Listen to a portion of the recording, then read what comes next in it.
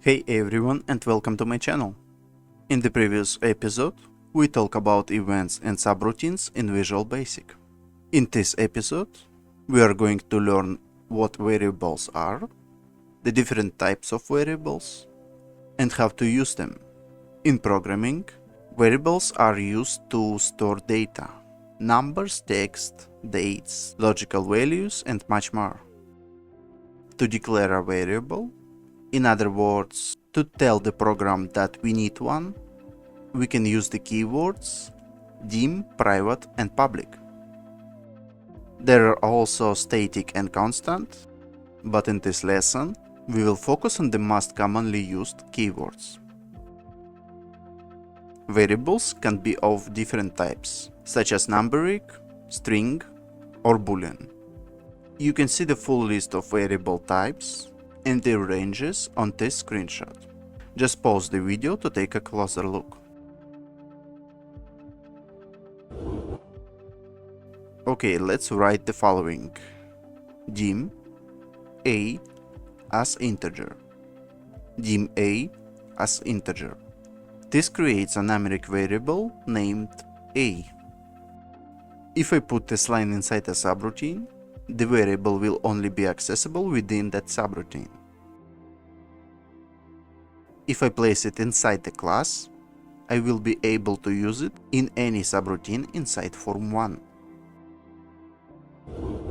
The keyword private works in almost the same way, but public behaves differently.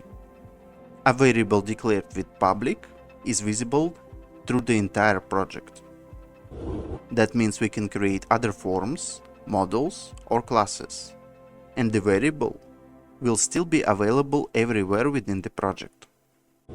One important note: a public variable must be declared inside a class.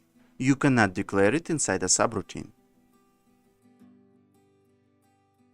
Now let's change our code a little in the button1 subroutine. Instead of text, I will type 2 multiplied by 2. Let's start the program and click the button. As you can see, the result of the multiplication is displayed in the text box.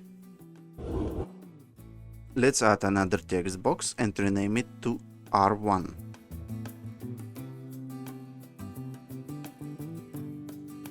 To add a label, I will use the label object, set it on the form,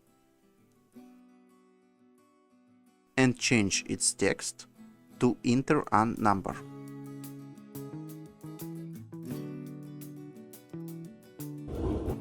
In the code, let's use the variable a we created earlier.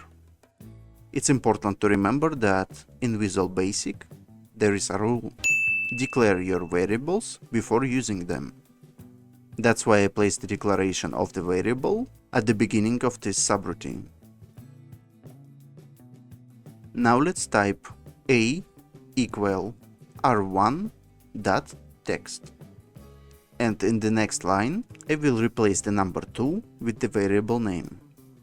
So now t1 equal a multiplied by a. So what did we do here?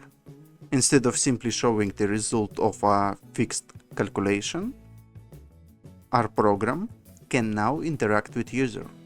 We store the number the user enters into the variable a, and then the program multiplies that number by itself and shows the result in the text box T1. Let's test it. I will type the number 5 in the text box R1 and press start. As you can see, the result 25 appears in T1. That means the program works correctly. We can also shorten the code a little.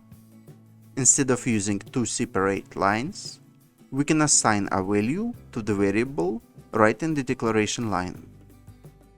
I will put the equal sign here and type r1.text. Now we can remove the extra line here. If you need several variables of the same type, you can declare them all in one line. Just separate them with commas and specify the type. Variables can store different kinds of information, but most often they are used to work with data that we don't know in advance, or data we receive from user input and program interaction. You can check out more examples of different variable types on the screenshots I'm showing here. I know the first few episodes of this course may feel a bit slow, but I want to make sure you really understand the basics. The goal of this course is to give you a solid foundation. More advanced techniques will come with practice, and later I will show you how to quickly find and apply new information on your own. Try experimenting with different kinds of variables in your own program. That's it for today.